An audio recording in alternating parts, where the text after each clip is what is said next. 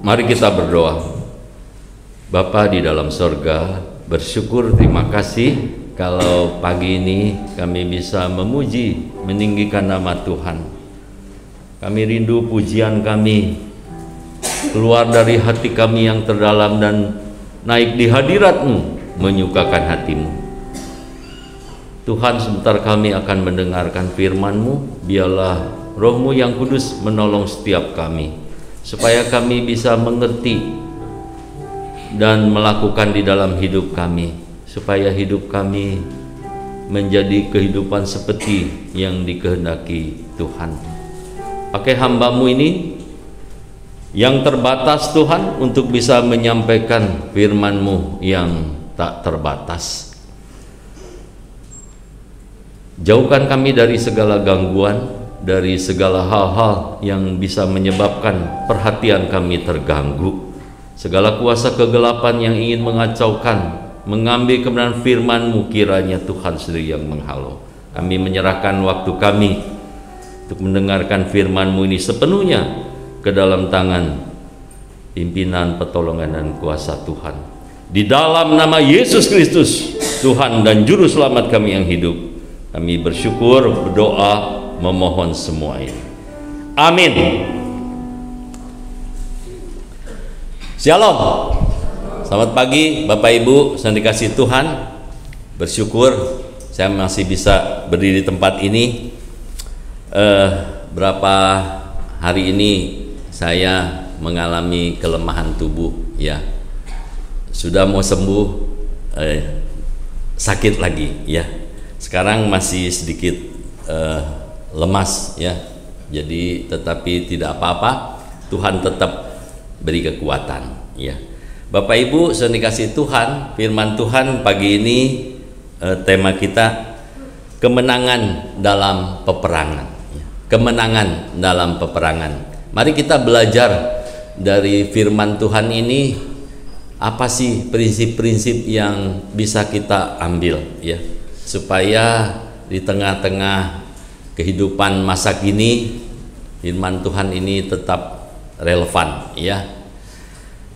Mari kita membaca firman Tuhan dari 2 Tawarikh 32 ayat 1 sampai 8. 2 Tawarikh 32 ayat 1 sampai 8. Saya akan membacakannya. Bapak Ibu, saudara-saudari bisa sama-sama memperhatikannya. Demikian firman Tuhan. Setelah peristiwa yang menunjukkan kesetiaan Hizkia itu, datanglah Sanherib, raja Asyur, menyerbu Yehuda. Ia mengepung kota-kota berkubu dan berniat merebutnya. Ketika Hizkia mengetahui bahwa Sanherib datang hendak memerangi Yerusalem, ia berunding dengan para panglima dan pahlawannya untuk menutup segala mata air yang terdapat di luar kota, dan mereka itu bersedia membantunya. Maka berkumpullah banyak orang. Mereka menutup semua mata air dan sungai yang mengalir dari tengah-tengah negeri itu. Kata mereka, mengapa raja-raja Asyur harus mendapat banyak air kalau mereka datang? Dengan sekuat tenaga Hizkia membangun kembali seluruh tembok yang telah terbongkar, mendirikan menara-menara di atasnya dan tembok yang lain di luarnya. Ia memperkuat juga Milo di kota Daud dan membuat lembing dan perisai dalam jumlah yang besar. Ia mengangkat panglima-panglima perang yang mengepalai rakyat, menyuruh mereka berkumpul kepadanya di halaman pintu gerbang kota dan menenangkan hati mereka dengan kata-kata, kuatkanlah dan teguhkanlah hatimu. Janganlah takut dan terkejut terhadap Raja Asyur serta seluruh laskar yang menyertainya, karena yang menyertai kita lebih banyak daripada yang menyertai dia. Yang menyertai dia adalah tangan manusia, tetapi yang menyertai kita adalah Tuhan Allah kita, yang membantu kita dan melakukan peperangan kita. Oleh kata-kata Hizkia Raja Yehuda itu, rakyat mendapat kepercayaannya kembali. Bapak Ibu, sering dikasih Tuhan, berbahagia orang yang membaca, merenungkan firman Tuhan, menyimpan di dalam hatinya, dan melakukan di dalam hidupnya. Ia akan menjadi orang yang berbahagia, beruntung. Bapak Ibu, sering dikasih Tuhan, firman Tuhan yang baru kita baca ini sebagian dari kisah Raja Hizkia ya. Hizkia itu siapa? Hizkia itu Raja Yehuda ya, Raja Yehuda. Saudara, dari generasi ke generasi ada banyak silih berganti raja demi raja ya, baik itu Raja Israel maupun Raja Yehuda. Di bawah kepemimpinan Raja Hizkia, kerajaan Yehuda mengalami kemajuan secara rohani ya, secara rohani. Karena Raja Yehuda ini adalah raja yang takut akan Tuhan ya. Hizkia ini salah satu raja yang hidup benar di hadapan Tuhan. Mari kita membaca sedikit latar belakang 2 Tawarikh 29 ya. Jadi mundur 3 pasal. 2 Tawarikh 29 ayat 1 dikatakan begini. Hizkia berumur 25 tahun pada waktu ia menjadi raja, dan 29 tahun lamanya ia memerintah di Yerusalem. Nama ibunya ialah Abia, anak Zakaria. Ayat 2 saudara yang pentingnya, 2 Raja-Raja 29 ayat 2 2 Tawarikh 29 ayat 2, ia melakukan apa yang benar di mata Tuhan, tepat seperti yang dilakukan Daud bapak leluhurnya ya. Saudara, jarang ya raja-raja Yehuda yang dicatat seperti itu ya. Ia melakukan apa yang benar di mata Tuhan, tepat seperti yang dilakukan Daud bapak leluhurnya. Kita tahu Daud itu adalah raja yang berkenan di hati Tuhan ya. Nah, Hizkia mengikuti jejak bapak leluhurnya Daud ya. Kemudian yang lebih indah lagi saudara, selain Hizkia mengadakan pembaharuan ya, bait Allah yang sudah lama ditutup dibuka kembali oleh Hizkia ya. Kemudian ibadah-ibadah dilakukan lagi ya. Dia mengumpulkan orang-orang Lewi, imam-imam untuk kembali melayani di bait Allah ya. Saudara, ada kebangunan rohani besar-besaran ketika Hizkia memimpin di kerajaannya itu ya. Kemudian mari kita membaca 2 Tawarikh 31. 2 Tawarikh 31 ayatnya yang ke-20 21. 2 Tawarikh 31 ayat 20 dan 21 dikatakan begini. Demikianlah perbuatan Hizkia di seluruh Yehuda. Ia melakukan apa yang baik, apa yang jujur, dan apa yang benar di hadapan Tuhan Allahnya. Dalam setiap usaha yang dimulainya untuk pelayanannya terhadap rumah Allah dan untuk pelaksanaan Taurat dan perintah Allah, ia mencari Allahnya. Semuanya dilakukannya dengan segenap hati, sehingga segala usahanya berhasil. Kalau saya baca ini ya, begitu terkesan ya. Saudara, Hizkia begitu berpaut kepada Tuhan. Dikatakan di situ di ayat 21 ini, dalam setiap usaha yang dimulainya untuk pelayanannya terhadap rumah Allah dan untuk pelaksanaan Taurat dan perintah Allah, ia mencari Allahnya. Saudara, ini seorang raja yang masih muda ya, ketika memerintah. Umur berapa tadi? 25 tahun, saudara. 25 tahun, masih muda ya.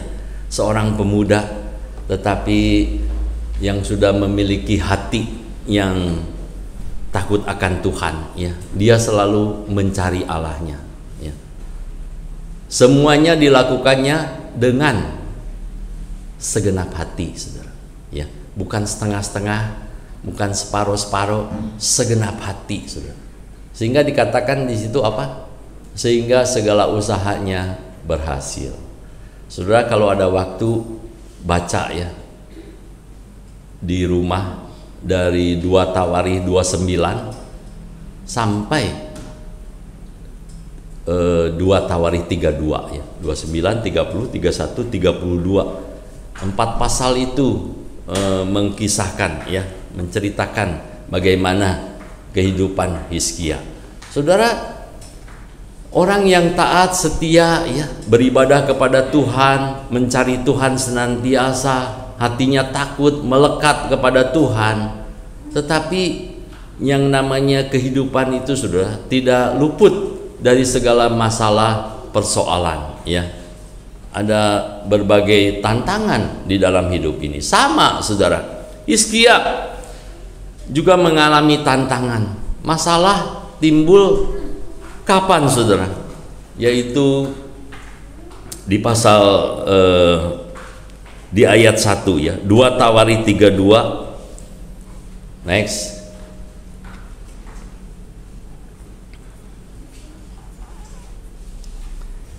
Persoalan datang, yaitu ketika ayat 1 mengatakan begini: setelah peristiwa yang menunjukkan kesetiaan Hizkia itu, datanglah Sanherib. Siapa Sanherib? Raja Asyur menyerbu Yehuda. Ia mengepung kota-kota berkubu dan berniat merebutnya. Saudara, waktu itu Raja Asyur itu begitu kuat ya, banyak pasukannya, dan dia banyak menaklukkan kerajaan-kerajaan ya. Nah, Sanherib bermaksud menyerbu ke Yerusalem untuk menundukkannya. Saudara, berita ini kedengaran oleh Hizkia, saudara ya. Kemudian apa yang dilakukan Hizkia, saudara? Yang pertama, saudara, jangan takut, jangan takut. Sebenarnya Hizkia takut nggak sih? Ya mungkin sebagai manusia ya, ada rasa cemas ya, takut atau khawatir. Itu manusiawi, saudara. Seringkali kita juga mengalami seperti itu ya. Ada ketakutan, kecemasan, kekhawatiran. Tetapi yang harus kita lakukan itu bukan tinggal di dalam ketakutan atau kecemasan, tetapi kita harus mengatasi semua itu. Mengatasi dengan cara apa, saudara? Ya, di sana dikatakan di ayat 7, kuatkanlah dan teguhkanlah hatimu. Ya, saudara, ini istilah yang terkenal ya, kuatkanlah dan teguhkanlah hatimu. Saudara, ketika kita khawatir, cemas, takut, kita harus menguatkan dan meneguhkan hati kita ya. Hizkia bukan hanya menguatkan dan meneguhkan hatinya sendiri, saudara, tetapi dia menguatkan dan meneguhkan hati rakyatnya ya, hati rakyatnya. Dia mengatakan jangan takut, jangan takut. Kenapa tidak takut, saudara? Karena dia melihat kepada Tuhannya ya, dia melihat kepada Tuhannya. Dia mengatakan jangan takut, terkejut terhadap Raja Asyur serta seluruh rakyat, seluruh laskar yang menyertainya, karena yang menyertai kita lebih banyak daripada yang menyertai dia. Saudara, yang pertama, ketika kita mengalami kesulitan, masalah, jangan takut, saudara. Inilah yang dilakukan Hizkia. Dia menguatkan dan meneguhkan hatinya ya. Saudara, sekarang coba bayangkan masing-masingnya. Saudara sedang mengalami apa di dalam hidup ini? Mungkin saudara tidak mengalami seperti yang dialami Hizkia ya. Ada musuh, ada pasukan yang besar yang akan menyerbu ya. Peperangan kita sekarang bukan seperti yang dialami Hizkia ya, mengalami musuh, mengalami orang-orang yang akan mengancam kita ya.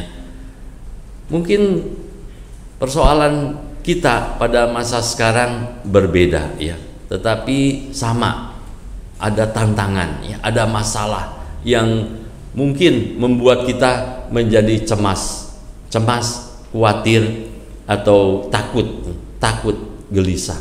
Apa persoalan Bapak Ibu Saudara sekalian? Semua orang punya masalah, Saudara. Saya percaya saya sama Ibu Adriani dari dulu sampai sekarang juga tidak lepas dari persoalan, masalah, tantangan ya, macam-macam Saudara, macam-macam.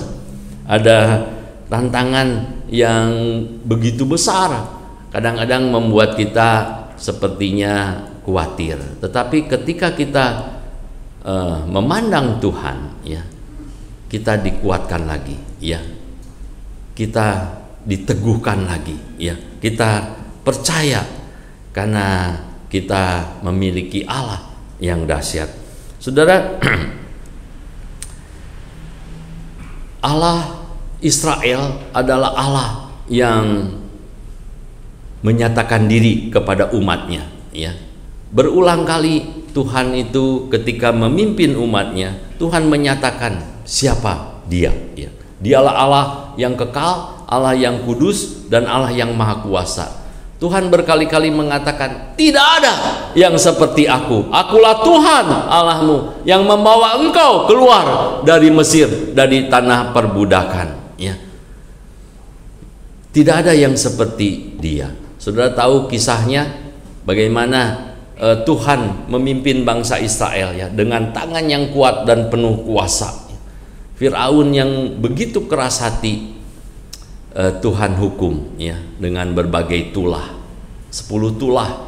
Bahkan yang terakhir ketika Firaun dan pasukannya mengejar bangsa Israel, Tuhan belah lautan ya. Bangsa Israel jalan di tanah yang kering. Ketika pasukan Firaun menyusul mengejar, mereka hanyut karena air laut kembali berbalik dan menenggelamkan mereka semua. Itu kedahsyatan yang luar biasa, Saudara. Tuhan ingin menunjukkan dan membuktikan siapa dia ya. Dia bukan para Allah atau para dewa yang disembah oleh bangsa-bangsa yang tidak mengenal dia ya. Saudara, ada banyak perbuatan ajaib yang Allah Israel lakukan untuk menunjukkan, untuk membuktikan bahwa dialah Allah. Tidak ada yang seperti dia. Saudara, mungkin kalau kita baca kisah Hizkia ini ya, ketika Tuhan izinkan Sanherib datang mengancam ya, datang mengancam, kemudian Hizkia meneguhkan hati juga rakyatnya ya. Di ayat yang ke-8 dikatakan begini, Saudara. Yang menyertai dia adalah tangan manusia, tetapi yang menyertai kita adalah Tuhan. Saudara, langkah pertama ketika Hizkia mengalami ancaman ya, dia menguatkan dan meneguhkan hatinya, jangan takut. Kemudian yang kedua, Saudara, percaya kepada Tuhan, percaya kepada Tuhan ya, sebagai penolong dan pelindung. Saudara, lewat perkataan Hizkia yang terus-menerus menguatkan dan meneguhkan hati rakyatnya, rakyatnya mendapat kepercayaannya kembali ya. Saudara, rakyatnya semua dikuatkan kembali. Kalau kita baca seperti ini, sepertinya gampang ya, gampang ya. Kalau ada masalah, datang saja sama Tuhan ya, kemudian Tuhan tolong, Tuhan yang membuka jalan dan sebagainya. Tetapi kalau saudara baca kisah Hizkia ini, ada jangka waktu ya yang tidak sebentar, Saudara, lama ya, lama. Berulang kali Raja Asyur itu, Sanherib itu mengirim utusan ya, menakut-nakuti, Saudara, menakut-nakuti rakyat dan kepala-kepala pasukan Hizkia ya. Pernah juga Sanherib menulis surat kepada Hizkia, isinya mengancam dan menakut-nakuti, ya. Karena Sanherib mengatakan ketika dia menaklukkan kerajaan-kerajaan lain, mana ada yang bisa melepaskan mereka dari tanganku, kata Sanheribnya. Pasti aku akan mengalahkan dan tidak ada seorang pun yang bisa menolong. Karena Sanherib, menurut pengalaman dia, saudara, kerajaan-kerajaan yang ditaklukkan oleh Sanherib itu bersama dewa-dewanya ditaklukkan. Tidak ada Allah yang bisa melepaskan dari tanganku, kata Sanherib, saudara. Karena dia berpikir dewa-dewa banyak bangsa itu sama seperti Allah Israel.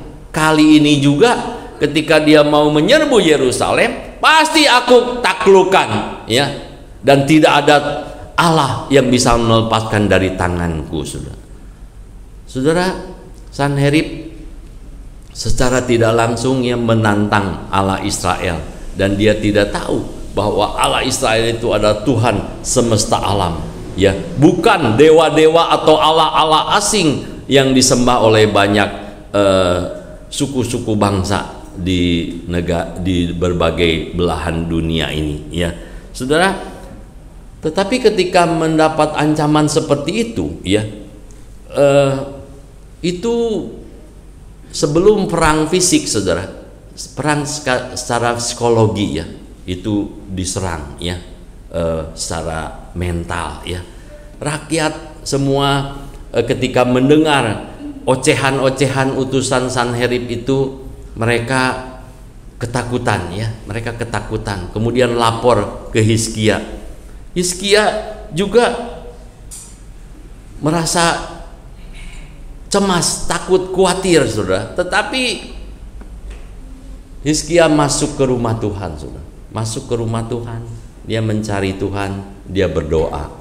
Dia buka itu surat dari Sanherib di hadapan Tuhan. Lihat Tuhan, ini orang yang menghujat engkau, yang mengata-ngatai engkau, seperti itu, saudara. Kemudian Hizkia juga mengutus utusan ke Nabi Yesaya, saudara. Nabi Yesaya beritahukan supaya Nabi Yesaya juga berdoa kepada Tuhan, seperti itu. Jadi itu masa-masa yang sukar, saudara, ya, masa-masa penantian, ya. Seringkali di dalam kehidupan kita juga seperti itu, ya. Ketika kita mengalami persoalan, masalah, tantangan, tekanan hidup, kita sudah berdoa, datang kepada Tuhan, tetapi sepertinya tidak ada jalan keluar, ya. Sepertinya Tuhan tidak menolong, ya. Tetapi apakah benar seperti itu, saudara? Ya, Tuhan tahu segala hal, ya, dan Tuhan punya rencana, ya, punya rencana. Saya berkali-kali sering mengatakan, baik di khotbah atau di PA, mengatakan hidup ini, saudara, tentang Tuhan, ya. Hidup ini tentang Tuhan, bukan tentang kita, bukan tentang saudara dan saya, saudara. Hidup ini adalah tentang Dia, saudara. Jadi sebagai orang yang percaya kepada Dia, percaya itu artinya apa, saudara? Artinya menyerahkan sepenuhnya kepada Dia. Apapun yang terjadi, apapun yang dipandang baik oleh Tuhan, terjadilah. Kita tuh menantikan Tuhan, saudara. Ketika kita berdoa, menyerahkan segala persoalan kita, itu artinya menantikan Tuhan. Segala keputusan Tuhanlah yang terbaik bagi kita, saudara. Hizkia, Nabi Yesaya, rakyatnya, kepala pasukan, semua itu menantikan Tuhan, saudara, ya. Bukan dalam waktu sebentar, saudara. Disitulah ujian bagi setiap orang percaya, bagi Hizkia dan seluruh rakyatnya. Apakah Hizkia dan seluruh Yerusalem tetap setia menantikan Tuhan, atau tetap percaya, saudara, menyerahkan sepenuhnya kepada Tuhan? Hizkia mengatakan Yang menyertai dia adalah tangan manusia, tetapi yang menyertai kita adalah Tuhan. Saudara, percaya kepada Tuhan itu, saya kasih tinta merah di situ. Satu, percaya bahwa Tuhan menyertai. Kalau di dalam perjanjian baru itu yang disebut Immanuel, ya, penyertaan Tuhan bagi orang percaya. Ya. Percaya kepada Tuhan itu percaya bahwa Tuhan menyertai. Kemudian percaya bahwa Tuhan yang membantu kita, penolong kita itu adalah Tuhan. Ya. Bagi bangsa Israel, Allah Israel itu dikenal dengan sebutan Tuhan penyelamat atau Tuhan penolong. Banyak sebutan untuk Allah Israel, ya. Juru selamat, penebus, penolong, gunung batu, perlindungan, dan sebagainya. Itu menggambarkan bahwa Allah yang membantu ketika umatnya mengalami persoalan, kesesakan, masalah, menghadapi musuh yang begitu besar. Allah lah yang menolong, Allah lah penolong, ya.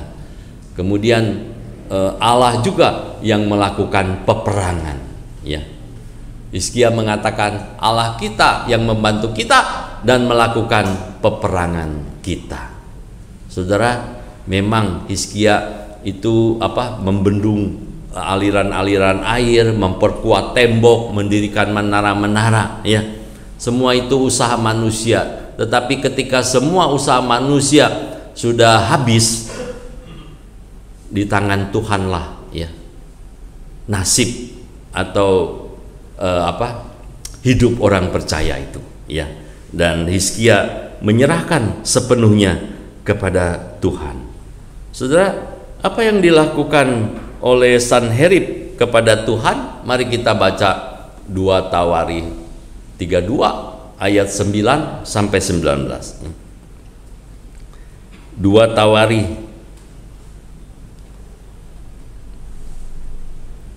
32 ayat 9. Sesudah itu Sanherib Raja Asyur yang sedang mengepung Lakis dengan seluruh kekuatan tentaranya mengutus beberapa pegawai ke Yerusalem kepada Hizkia Raja Yehuda dan kepada semua orang Yehuda yang ada di Yerusalem dengan pesan, beginilah titah Sanherib Raja Asyur, apakah yang kamu harapkan, maka kamu tinggal saja di Yerusalem yang terkepung ini? Bukankah Hizkia memperdayakan kamu supaya kamu mati kelaparan dan kehausan dengan mengatakan, Tuhan Allah kita akan melepaskan kita dari tangan Raja Asyur? Bukankah Hizkia ini yang menjauhkan segala bukit pengorbanan dan mezbah Tuhan itu dan berkata kepada Yehuda dan Yerusalem, hanya di depan satu mezbah kamu harus sujud menyembah dan membakar korban di atasnya? Tidakkah kamu ketahui apa yang aku dan nenek moyangku lakukan terhadap semua bangsa negeri-negeri lain? Apakah para Allah bangsa-bangsa segala negeri itu pernah berhasil melepaskan negeri mereka dari tanganku?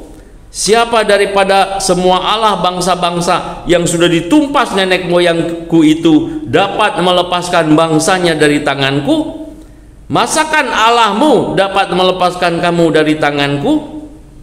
Sekarang janganlah Hizkia memperdayakan dan membujuk kamu seperti ini. Janganlah percaya kepadanya, karena tidak ada Allah dari bangsa atau kerajaan manapun yang dapat melepaskan bangsanya dari tanganku dan dari tangan nenek moyangku. Lebih-lebih lagi Allahmu itu takkan dapat melepaskan kamu dari tanganku. Dan masih banyak lagi yang diucapkan pegawai-pegawai Sanherib itu menentang Tuhan Allah dan menentang Hizkia hambanya, ya. Saudara bisa baca ke bawah, itulah yang dilakukan Sanherib, ya, hujatan dan mengolok-olok, menghina Tuhannya Israel. Ini perang psikologis, ya. Mungkin Sanherib ingin membuat kecut hati bangsa Yehuda dan Raja Hizkia, ya, supaya mereka tawar hati, supaya mereka takut, supaya mereka cemas. Sementara Yerusalem sudah dikepung, saudara, ya. Kamu akan mati kelaparan, kehausan, ya. Yerusalem sudah dikepung, saudara. Jadi siapa yang bisa meluputkan dari tanganku, kata Sanherib. Sementara Hizkia apa tadi? Berdoa ya di rumah Tuhan ya. Nabi Yesaya juga berdoa, semua rakyatnya dikuatkan, diteguhkan hatinya oleh Hizkia, saudara. Apa yang dilakukan Tuhan? Tadi apa yang dilakukan Sanherib kepada Tuhan ya? Mereka menghujat, mengata-ngatai, mengolok-olok. Kemudian apa yang dilakukan Tuhan kepada Sanherib, saudara?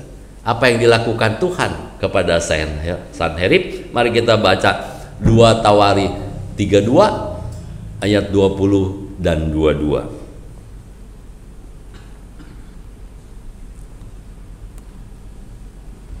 Tetapi oleh karena itu Raja Hizkia dan Nabi Yesaya bin Amos berdoa dan berseru kepada sorga. Ayat 21, perhatikan saudara. Lalu Tuhan mengirim malaikat yang melenyapkan semua pahlawan yang gagah perkasa, pemuka dan panglima yang ada di perkemahan Raja Asyur, sehingga ia kemalu-maluan kembali ke negerinya. Kemudian ia ditewaskan dengan pedang oleh anak-anak kandungnya sendiri ketika ia memasuki rumah Allahnya. Demikianlah Tuhan menyelamatkan Hizkia dan penduduk Yerusalem dari tangan Sanherib, Raja Asyur, dan dari tangan semua musuhnya, dan ia mengaruniakan keamanan kepada mereka di segala penjuru. Kurang jelas ya saudara, apa sih yang dilakukan Tuhan? Mari kita lihat lebih detail lagi di 2 Raja-Raja 19.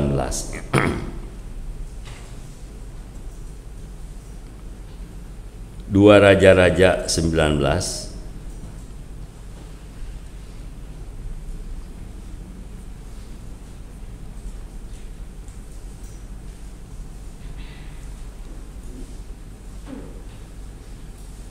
ayat 32 sampai 37. 2 Raja-Raja 19 ayat 32 sampai 37. Sebab itu beginilah firman Tuhan mengenai Raja Asyur. Ia tidak akan masuk ke kota ini dan tidak akan menembakkan panah ke sana. Juga ia tidak akan mendatanginya dengan perisai dan tidak akan menimbun tanah menjadi tembok untuk mengepungnya. Melalui jalan dari mana ia datang, ia akan pulang. Tetapi ke kota ini ia tidak akan masuk. Demikianlah firman Tuhan. Dan aku akan memagari kota ini untuk menyelamatkannya, oleh karena aku dan oleh karena Daud hambaku. Maka pada malam itu, nah ini perhatikan saudaranya, maka pada malam itu keluarlah malaikat Tuhan, lalu dibunuhnya lah 185.000 orang di dalam perkemahan Asyur. Keesokan harinya pagi-pagi tampaklah semuanya bangkai orang-orang mati belaka. Sebab itu berangkatlah Sanherib Raja Asyur dan pulang, lalu tinggallah ia di Niniwe. Pada suatu kali ketika ia sujud menyembah di dalam kuil Nisroch Allahnya, maka Adramelek dan Sareset anak-anaknya membunuh dia dengan pedang, dan mereka meloloskan diri ke tanah Ararat. Kemudian Esarhadon anaknya menjadi raja menggantikan dia. Saudara, apa kesan saudara kalau baca ini saudara? Luar biasa ya. Luar biasa yang dilakukan Allah Israel ya. Tuhan yang disembah oleh Hizkia dan Nabi Yesaya. Luar biasa saudara. Apakah Hizkia memimpin pasukan berperang, maju ke medan perang? Tidak saudara. Hizkia dan rakyatnya masih di Yerusalem yang dikepung itu saudara. Sementara sekelilingnya di perkemahan Asyur. Itulah yang dilakukan Tuhan ya. Tuhan kirim malaikatnya.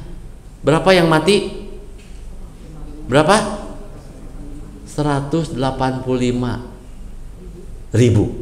Ya, jadi bukan 185 orang, saudara. 185.000. Banyak nggak, saudara? Banyak sekali ya. 1.000 orang aja banyak. 185.000 mati semua, saudara. Kemudian apa yang dilakukan Sanherib? Pulang kampung, saudara. Ya. Waktu dia sedang masuk di kuil Allahnya, ya, dibunuh anaknya. Saudara. Siapa yang bisa melakukan seperti itu, saudara? Hanya Tuhan. Ya. Tuhan ingin membuktikan Dia tidak sama dengan para dewa, Allah bangsa-bangsa. Dialah Allah semesta alam, ya, yang menciptakan langit, bumi, dan segala isinya. Allah yang menyatakan diri kepada Abraham, Ishak, dan Yakub.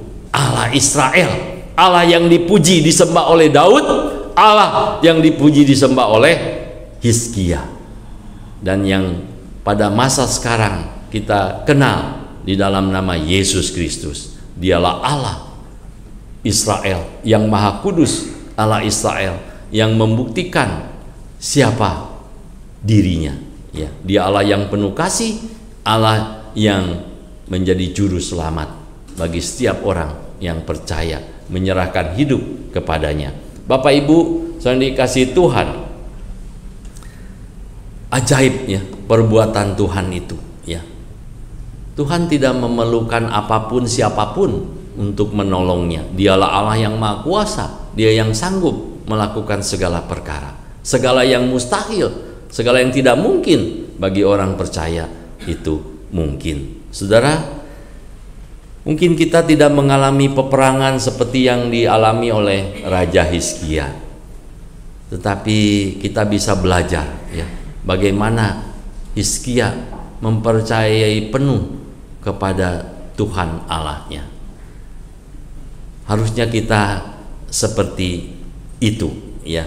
Saudara, pernah juga ada kejadian seperti ini, saudara. Mari kita buka 2 Tawarikh 20. 2 Tawarikh 20. 2 Tawarikh 20. Tadi kan kita baca 2 Tawarikh 32, ya. Jadi beberapa generasi sesudahnya. Nah, beberapa generasi sebelumnya pernah ada satu raja yang berkenan di hadapan Tuhan juga, namanya Yosafat, ya. Yosafat. 2 Tawarikh 20 dikatakan begini, saudara, ayat 1, ya. 2 Tawarikh 20 ayat 1. Setelah itu Bani Moab dan Bani Amon datang berperang melawan Yosafat bersama-sama sepasukan orang Menim. Datanglah orang memberitahukan Yosafat, suatu laskar yang besar datang dari seberang laut Asin, dari Edom, menyerang tuanku. Sekarang mereka di Haseson Tamar, yakni En-Gedi. Yosafat menjadi takut, lalu mengambil keputusan untuk mencari Tuhan. Ia menyerukan kepada seluruh Yehuda supaya berpuasa, dan Yehuda berkumpul untuk meminta pertolongan daripada Tuhan. Mereka datang dari semua kota di Yehuda untuk mencari Tuhan. Mirip, ya, saudara. Yosafat itu Raja Yehuda, Raja Yehuda yang takut akan Tuhan. Ada sepasukan orang gabungan dari Bani Moab, Bani Amon, dan sepasukan orang Menim sama datang mau menyerbu dan membinasakan Yerusalem. Yosafat menjadi takut, kemudian memutuskan mencari Tuhan. Dia menghimpun semua rakyatnya juga supaya berdoa, berpuasa, cari Tuhan, saudara, mengandalkan Tuhan, ya. Saudara, apa yang dilakukan Tuhan? Coba baca di ayat yang ke-35.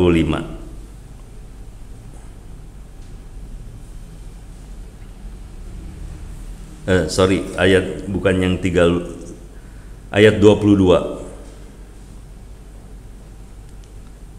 Ketika mereka mulai bersorak-sorai dan menyanyikan nyanyian pujian, dibuat Tuhanlah penghadangan terhadap Bani Amon dan Moab dan orang-orang dari pegunungan Seir yang hendak menyerang Yehuda sehingga mereka terpukul kalah. Lalu Bani Amon dan Moab berdiri menentang penduduk pegunungan Seir, hendak menumpas dan memunahkan mereka. Segera sesudah mereka membinasakan penduduk Seir, mereka saling bunuh-membunuh. Ketika orang Yehuda tiba di tempat peninjauan di padang gurun, mereka menengok ke tempat laskar itu. Tampaklah semua telah menjadi bangkai berhantaran di tanah, tidak ada yang terluput. Lalu Yosafat dan orang-orangnya turun untuk menjara barang-barang mereka. Mereka menemukan banyak ternak, harta milik, pakaian, dan barang-barang berharga. Yang mereka rampas itu lebih banyak daripada yang dapat dibawa. 3 hari lamanya mereka menjara barang-barang itu karena begitu banyaknya. Saudara, ini peristiwa lain, di generasi lain, di zaman yang lain, tetapi sama, saudara. Raja Yehuda, Yosafat, ketika mengalami ancaman, ya, dia memenangkan perang bukan karena hebat, kuat, gagah pasukannya, saudara, tetapi Allah yang berperang melawan pasukan musuh. Kejadiannya ajaib, saudara. Mereka saling bunuh sendiri. Yosafat dan pasukannya belum sampai ke tempat, mereka sudah saling bunuh sendiri, saudara, ya. Sehingga waktu Yosafat dan pasukannya sampai ke situ, semuanya tinggal bangkai semua, saudara. Mereka tinggal ambil jarahan, ya, barang-barang, ada ternak dan sebagainya. Apa yang dilakukan Allah Israel, saudara? Ajaib, ya, ajaib, luar biasa, saudara. Allah tidak berubah. Allah adalah Allah yang sama yang kita percayai sekarang, saudara. Allah yang sanggup melakukan segala perkara. Allah yang mau menolong umatnya. Allah yang peduli, dan bahkan dikatakan Allah Immanuel, Allah yang menyertai setiap orang percaya. Ketika kita membaca firman Tuhan, saudara, ini bukan dongeng, saudara. Sesuatu yang pernah terjadi ribuan tahun yang lalu. Bagaimana Allah turun tangan, bagaimana Allah memperhatikan orang-orang yang mengandalkan Dia, yang setia dan berharap kepada Dia. Allah sanggup melakukan segala perkara. Allah sanggup menolong di tengah-tengah hal yang tidak terpikirkan, tidak terbayangkan. Allah sanggup melakukan segala perkara. Saudara, ada banyak hal yang kami bisa saksikan di tempat ini. Mungkin Ibu Adriani juga bisa saksikan bagaimana Tuhan menolong di dalam banyak hal, ya. Ketika kami mulai menikah sampai saat ini, saudara, ada banyak hal, ada banyak masalah, tantangan di dalam hidup ini. Allah secara ajaib menolong dan melepaskan kami dari segala persoalan, tantangan, tekanan. Saudara, yang kami lakukan, ya, dan yang kami tahu hanya berjalan terus bersama dengan Dia. Baik susah, senang, sakit, sehat, lemah, kuat, apapun yang terjadi, berjalanlah bersama dengan Dia, dengan setia, dengan tekun, dan mengandalkan Dia di dalam segala hal. Firman Tuhan mengatakan sebagai penutup di dalam Amsal 3 ayat 5 dan 6, percayalah kepada Tuhan dengan segenap hatimu, dan janganlah bersandar kepada pengertianmu sendiri. Akuilah Dia dalam segala lakumu, maka Ia akan meluruskan jalan. Saudara, seperti yang dilakukan Hizkia, dia mempercayai Tuhan dengan segenap hati. Dia menyerahkan segala sesuatunya sepenuhnya kepada Tuhan. Demikian kita juga harus mempercayai Tuhan dengan segenap hati. Jangan kita mengandalkan pengertian sendiri, atau jangan kita berharap kepada manusia. Berharaplah sepenuhnya kepada Dia. Yesus Kristus sudah datang ke dunia ini. Dia membuktikan kasih-Nya bagi kita. Kalau Dia rela menyerahkan nyawanya bagi kita, ganti dosa kita, apakah hal-hal lain Tuhan tidak siap memberikannya bagi kita, menolongnya. Cuman yang Tuhan inginkan dari setiap kita adalah mempercayai sepenuhnya, mempercayai Dia sepenuhnya di dalam segala keadaan. Mari kita berdoa. Terima kasih Tuhan untuk firman-Mu. Ribuan tahun yang lalu sejarah mencatat, Alkitab mencatat perbuatan-perbuatan ajaib yang dilakukan Tuhan bagi orang-orang yang percaya dan mengandalkan Engkau. Engkau sanggup melepaskan setiap anak-anak-Mu dari segala ancaman atau dari segala persoalan, tantangan. Tuhan, ajar kami untuk mempercayai Engkau sepenuhnya, berjalan dengan setia, taat, terus-menerus, hari lepas hari bersama dengan Engkau. Terima kasih untuk firman-Mu ya Tuhan. Biarlah firman-Mu mendorong kami supaya kami menjadi orang-orang yang sungguh-sungguh percaya dan mengandalkan Tuhan di dalam setiap langkah hidup kami. Kami mau serahkan waktu kami, hidup kami, segala aktivitas kami, segenap keberadaan kami ke dalam tangan kasih pemeliharaan Tuhan. Kami bersyukur, berdoa, memohon semua ini di dalam nama Yesus Kristus, Tuhan dan Juru Selamat kami yang hidup. Amin.